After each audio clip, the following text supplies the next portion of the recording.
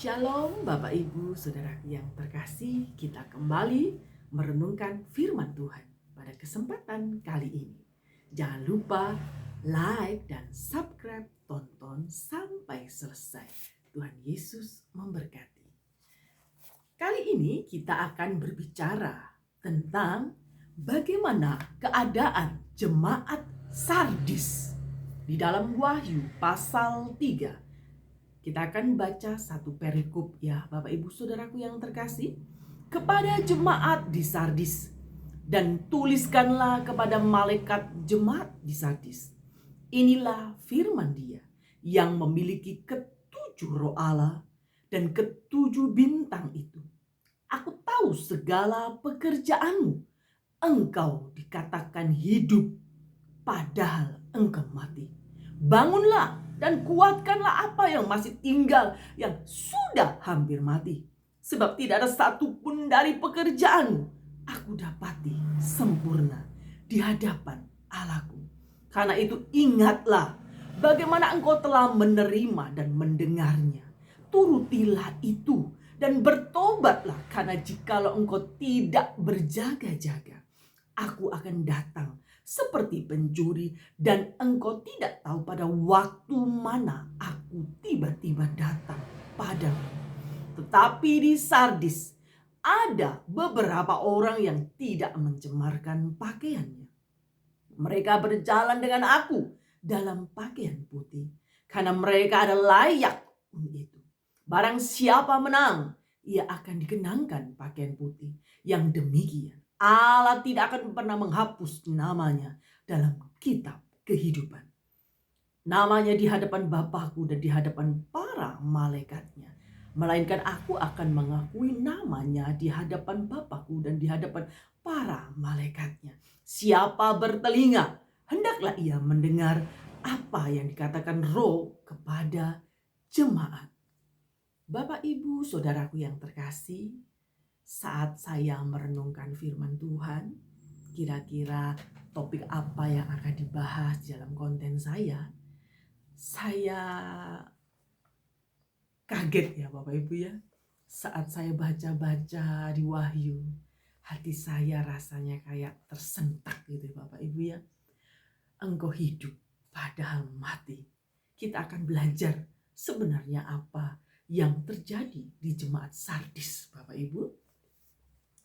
Kita ada berbagai alasan mengapa seseorang atau sebuah gereja berhenti memberikan pelayanannya yang terbaik kepada Allah. Hari ini tema kita ya, jangan pernah lelah melayani pekerjaan Tuhan. Ingat Bapak Ibu, setiap gereja ada kelebihan dan ada kekurangan. Saat itu Tuhan menegur jemaat di Sardis. Pasti ada persoalan di sana yang akan kita bahas satu persatu ya Bapak Ibu ya. Melalui khotbah hari ini kita akan belajar bahwa Tuhan masih memberikan kesempatan kepada kita untuk berbenah diri, untuk terus mencoba memberikan yang terbaik bagi Dia, Allah kita. Gereja Sardis tidaklah sempurna, sama seperti kita. Walaupun demikian, Tuhan terus memberi nasihat, memberi teguran supaya jemaat Sardis menjadi lebih baik. Kita juga sama, jangan pernah merasa lebih baik. Kita harus terus bertumbuh di dalam pengenalan kita akan Tuhan Yesus Kristus. Bapak Ibu, kita tahu bahwa Kristus adalah kepala gereja. Bapak Ibu perlu ingat bahwa Kristus kepala gereja dan para pemimpin jemaat, gembala sidang, itu punya bos di atas segala bos, yaitu Yesus Kristus sebagai kepala dari gereja Tuhan. Bapak Ibu Saudaraku yang terkasih, dalam setiap pendahuluan surat kepada 7 jemaat di Wahyu pasal 2 ayat 3, Tuhan Yesus memperkenalkan diri secara khusus sesuai dengan situasi jemaat yang dituju. Kepada jemaat Sardis, ia mengungkapkan dirinya sebagai pemegang 7 roh. Angka 7 di sini bukan hanya secara hurufiah ya Bapak Ibu, angka 7 Bapak Ibu, tetapi menyiratkan kesempurnaan. Angka 7 di dalam firman Tuhan itu menyiratkan kesempurnaan. Roh Kudus adalah roh yang sempurna dan yang menyempurnakan. Ia diutus ke dalam dunia untuk mengamati sekaligus memurnikan iman, pengharapan, dan kasih kita kepada Tuhan Yesus Kristus. Yesus memperkenalkan diri sebagai pemegang Roh Allah yang memurnikan. Dari sini kita sudah paham bahwa pemimpin gereja adalah Yesus. Pemimpin yang tertinggi di dalam gereja adalah Tuhan Yesus Kristus. Yesus juga sebagai pemegang 7 bintang. Apa maksudnya? Yang dimaksud 7 bintang adalah 7 malaikat jemaat di dalam Wahyu 1 ayat 16, 20, ayat 2 sampai 1. Walaupun beberapa penafsir itu menduga malaikat jemaat ini benar-benar malaikat, tetapi saya lebih setuju bahwa berbicara tentang pemimpin jemaat ya Bapak Ibu ya.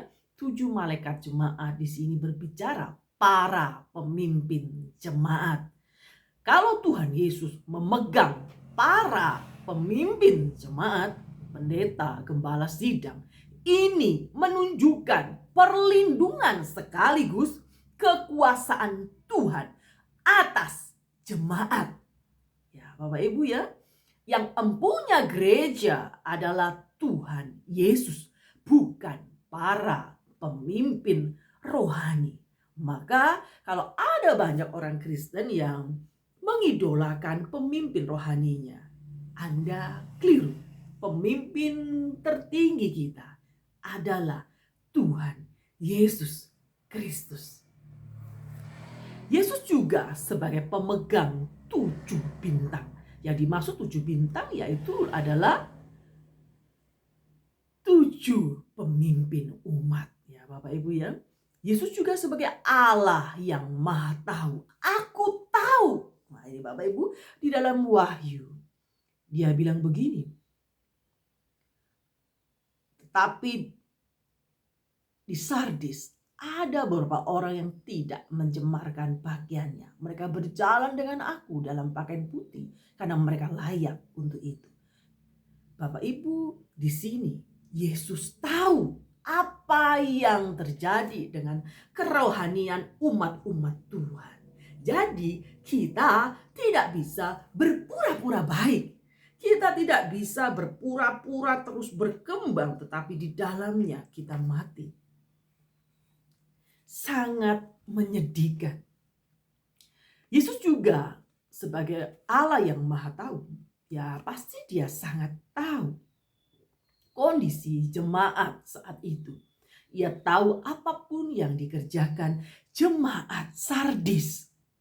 Bahkan tak kala orang lain tidak mampu melihat dari kejauhan dasar hati jemaat Sardis, Allah sangat tahu hal itu. Kristus mengetahui apa yang terjadi.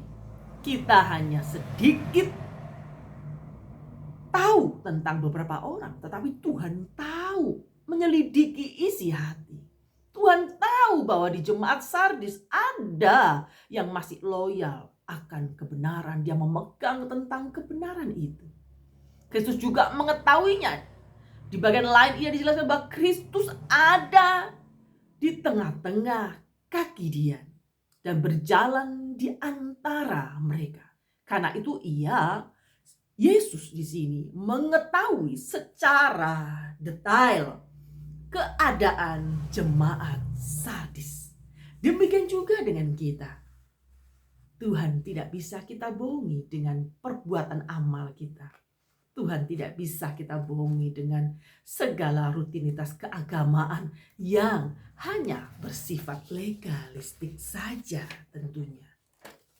Bapak Ibu, saudaraku yang terkasih di dalam kasih Kristus. Mata Kristus yang maha tahu kebobrokan jemaat Sardis yang tidak dapat disembunyikan. Secara khusus ada 2 negatif yang disorot dalam bagian ini, Bapak Ibu. Pertama, reputasi positif jemaat Sardis tidak sesuai dengan realita kehidupan sehari-hari. Berarti kehidupan nyata tidak sama dengan kehidupan rohani mereka di dalam. Apa yang mereka lakukan secara kasat mata mungkin baik di pemandangan orang. Tapi di dalam hati, siapa yang tahu? Hanya Yesus yang tahu. Bapak Ibu, kita ingat engkau dikatakan hidup. Menunjukkan bahwa penilaian positif ini tidak berasal dari jemaat Sardis sendiri atau Tuhan Yesus, tapi dari pemandangan orang, dari penilaian orang. Pasti orang menilai tanpa alasan. Dia lihat, oh jemaat Sardis ini baik, dia terus berkembang, melakukan kebaikan-kebaikan. Fakta bahwa orang lain memberikan penilaian yang tinggi terhadap jemaat Sardis. Pasti ini dibuktikan dengan aksi ya Bapak Ibu ya. Mereka mungkin dulu memang pernah terkenal perbuatan positifnya. Orang melihat bahwa jemaat Sardis ini baik. Ya Bapak Ibu ya. Tak kala situasi internal mereka sudah mungkin mengalami banyak perubahan, tapi orang di luar sana tidak mengetahuinya. Tapi Tuhan mengetahuinya. Celakanya ketidaksesuaian antara realita kehidupan dan reputasi atau identitas yang memang sering terjadi. Ada orang-orang tertentu yang menganggap dirinya Yahudi, padahal dia bukan Yahudi. Dari sini kita akan paham bahwa ada banyak orang di akhir zaman hidup berpura-pura beribadah kepada Allah, tetapi yang ditonjolkan adalah keegoisannya, ingin dipuji dan sebagainya. Kedua, semua pekerjaan yang mereka lakukan tidak ada yang sempurna di mata Allah. Saya berpikir seperti ini Bapak Ibu. Gak ada yang sempurna karena kita manusia masih penuh dengan kekurangan. Tetapi pekerjaan-pekerjaan di sini adalah bentuk jamak muncul 2 kali. Ini menunjukkan bahwa jemaat Sardis bukanlah jemaat yang pasif. Dia terus bergerak. Tapi mengapa Tuhan mengecamnya? Mereka tetap terlihat dinamis. Persoalannya tidak ada pekerjaan yang sempurna di mata Allah. Ini agak membingungkan. Kelihatannya gereja Tuhan dinamis, setiap minggu eksis banyak kegiatan-kegiatan rohani yang dilakukan. Tetapi Tuhan mengatakan tidak ada pekerjaanmu yang sempurna di mataku. Kalau itu berbicara khusus dengan saya akan meneteskan air mata saya. Saya berpikir, apa yang harus saya lakukan Tuhan? Bapak Ibu saudaraku yang terkasih, sebagai anak-anak Tuhan, kita harus rela ditegur firman Tuhan supaya kita menjadi bijak di dalamnya. Ingat Bapak Ibu, kesempurnaan di sini sebaiknya dilihat dari sisi kapasitas Tuhan yang kita punya, harus kita maksimalkan. Jemaat Sardis memiliki banyak kelebihan secara finansial, popularitas, kelebihan di masa yang lalu. Tetapi pekerjaan mereka tidak ada yang sesuai dengan kelebihan itu. Perintah Allah hari ini tidak seperti banyak orang yang hanya dapat memberikan kritikan. Tapi Yesus kalau memberikan kritikan, Dia memberikan solusi di dalam kehidupan kita. Kalau ada teguran Tuhan di hati kita, kalau kita mendengarkan firman Tuhan di gereja, Allah menegur kita, seharusnya kita berbenah diri. Tuhan punya cara-cara untuk menolong Anda kembali di jalan-jalannya Tuhan. Bapak Ibu, Kristus juga memberikan solusi terhadap jemaat Sardis. Kalau jemaat Sardis tidak ingin berbenah, ya tentu hukuman akan ada. Tapi jika mereka ingin berbenah, melakukan beberapa hal yang terutama, mereka harus waspada. Waspada di sini yang ayat 2a itu kata bangunlah, dalam teks Yunani itu lebih berarti waspadalah. Bangunlah Marta, waspadalah Marta. Begitu Bapak Ibu. Mereka tidak boleh seperti penduduk Sardis yang kuno, yang membanggakan benteng mereka dan kurang waspada sehingga akhirnya dikalahkan musuh. Mungkin segala keberhasilan rohani yang kita miliki, jangan kita hanya berfokus membanggakan yang lalu-lalu sehingga kita lupa untuk bergerak secara dinamis, bergerak sesuai dengan jalan-jalan Tuhan. Mereka juga harus menguatkan apa yang masih tersisa. Yang masih tersisa itu bukan orang atau siapa.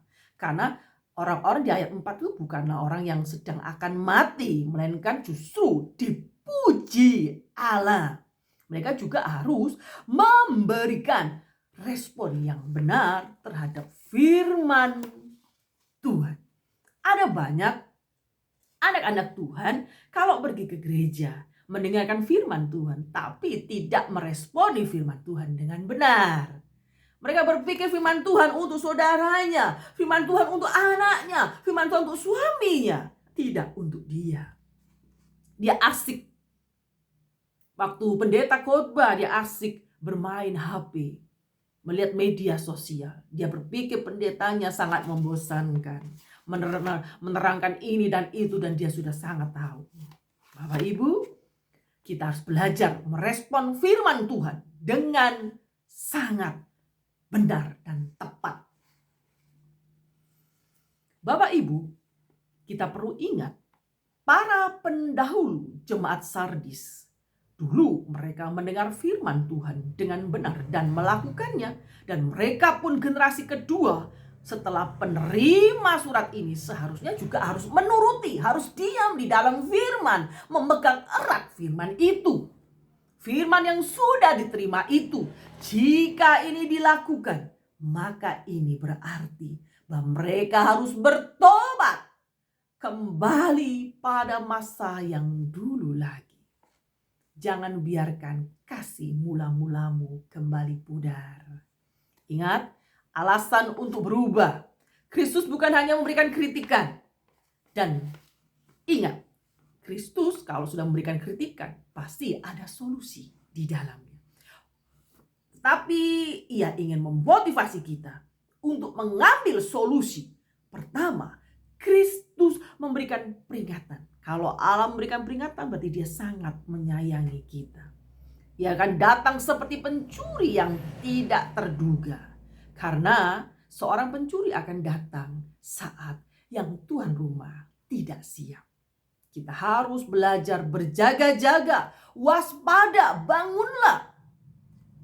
Karena metafora yang sama juga digunakan di tempat lain pada konteks akhir zaman. Saya pernah ngomong tentang akhir zaman ya Bapak Ibu ya, tentang kedatangan Tuhan seperti pencuri. Bapak Ibu bisa lihat di konten-konten YouTube saya yang sebelum-sebelumnya. Walaupun demikian, sebagian lain mungkin meyakini bahwa kedatangan ini dapat merujuk pada hukuman pada masa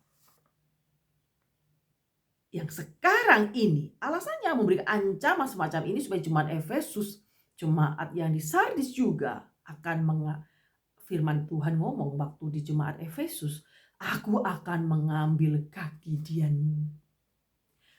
Kedua, Kristus memberikan bukti konkret yang positif. Tidak semua jemaat Sardis adalah buruk. Ada beberapa jemaat yang dipuji Tuhan Yesus karena mereka tidak mencemarkan pakaian mereka. Pakaian di sini berarti mencemarkan biasanya terkait dengan penyembahan berhala, perjinahan. Dia menjaga kekudusan. Segala perilakunya memegang firman Tuhan di dalamnya.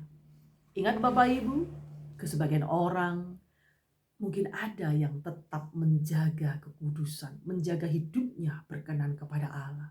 Tapi di akhir zaman, ada banyak orang berpikir, hidup ini bebas sebebas-bebasnya. Hidup ini tidak perlu terlalu berfokus dengan firman Tuhan. Hidup seenak-enaknya, kita langgar, kita tabrak semua kebenaran firman Tuhan. Tapi firman Tuhan datang kepada kita. Mungkin kita bukan jemaat Sardis, tapi kita anak-anak Tuhan. Kita juga punya pemimpin. Jika Allah menegur kita, maka Tuhan punya solusinya. Bertobatlah, kembalilah kepada jalan-jalan Tuhan. Ketiga, Kristus memberikan janji yang indah. Salah satu bentuk motivasi lain untuk berubah, yaitu hal-hal yang baik akan jemaat Sardis terima jika mereka bertobat. Semangat ini supaya tujuannya jemaat bersemangat untuk kembali mencari, memegang hidup dalam kebenaran firman Tuhan. Kebenaran tidak akan pernah usang dimakan zaman, Bapak Ibu. Mungkin baju yang saya pakai bisa usang dimakan zaman, sudah tidak tren. Tetapi firman Tuhan dari hari ini sampai selama-lamanya, dia tidak pernah usang. Firman Tuhan iya dan amin. Maka segala jalan-jalan Tuhan, kalau kita menurutinya, maka kita akan hidup di dalamnya. Kita hidup secara jasmani, rohani juga harus hidup, Bapak Ibu.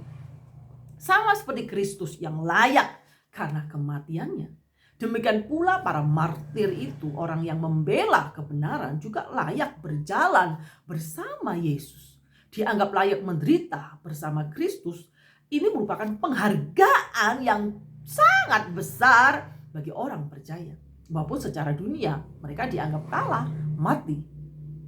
Tapi yang disimbolkan pakaian putih di sini bahwa merujuk pada para martir, orang yang membela kebenaran firman Tuhan, pahlawan iman.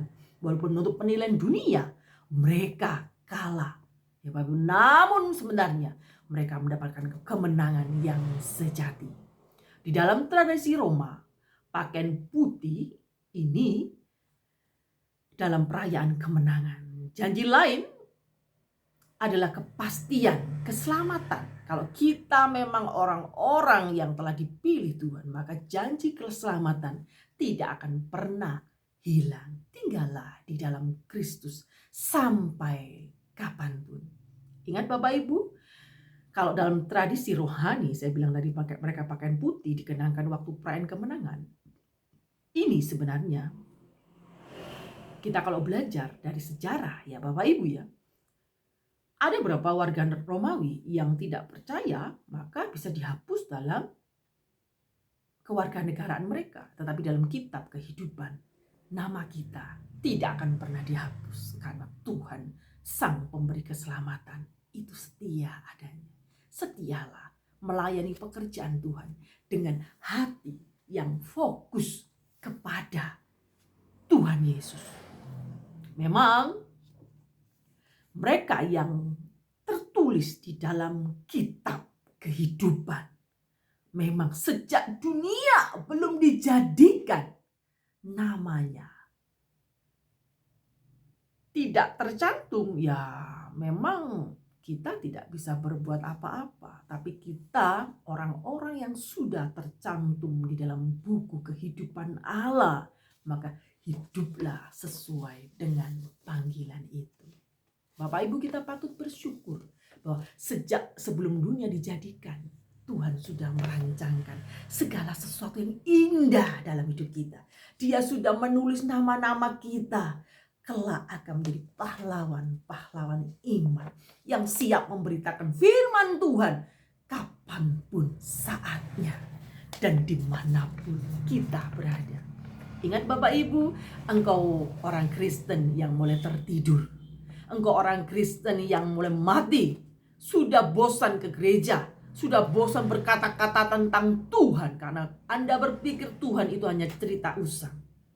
Kembalilah, bangunlah dan waspadalah, karena Tuhan tidak tahu kapan datang. Kita akan merasa gelagapan saat Tuhan itu datang seperti pencuri. Bapak Ibu, bagaimanapun keadaan kita dan gereja kita, apakah di luar sibuk melakukan kegiatan-kegiatan yang diupload dalam media sosial, kelihatannya sangat gemerlapan, sangat semangat menjalani keagamaan. Bapak Ibu Saudaraku perlu menelisik hati.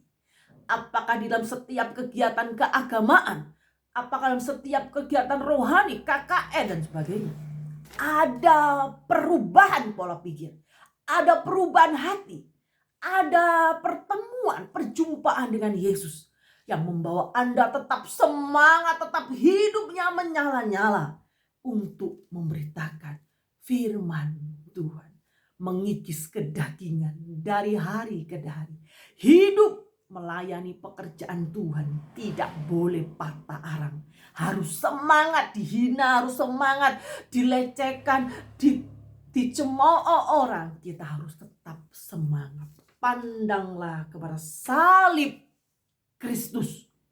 Ingat, jemaat Sardis mengalami kematian yang memprihatinkan secara rohani. Maka kita harus bangkit, hai jiwaku. Mari kau harus bangkit, kembali memiliki hubungan yang intim dengan Tuhan. Kembali memiliki relasi dengan Allah. Berjalanlah bersama dengan Allah. Karena Allah menciptakan kita, pasti ada satu tujuan.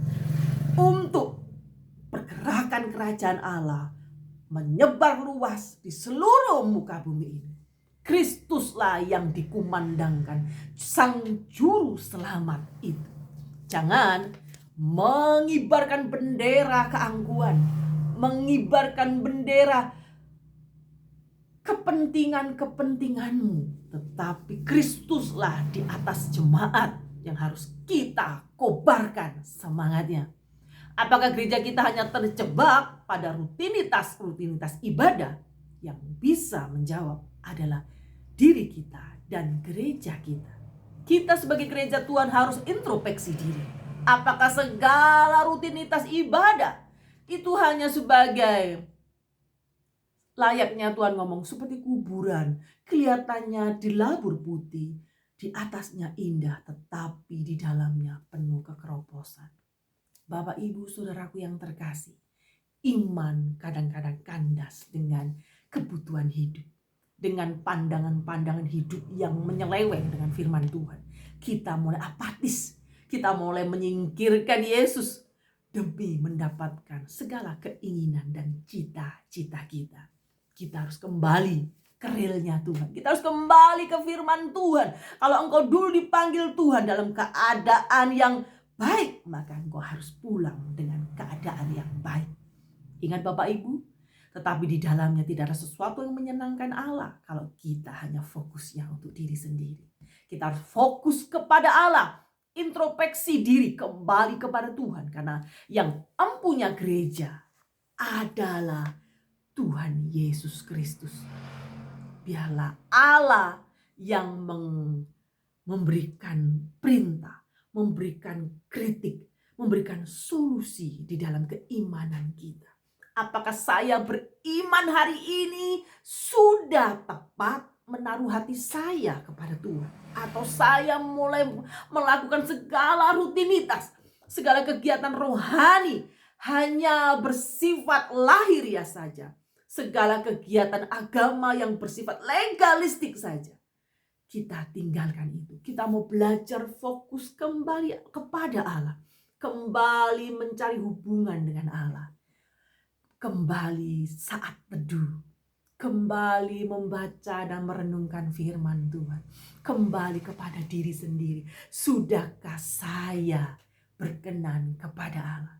Kita mau saat Tuhan datang, kita menjadi mempelai yang siap menyambut sang mempelai itu. Tuhan Yesus memberkati. kiranya damai sejahtera Allah menyertai orang yang mendengar firman Tuhan, orang yang melakukannya dan menyimpannya di dalam hati.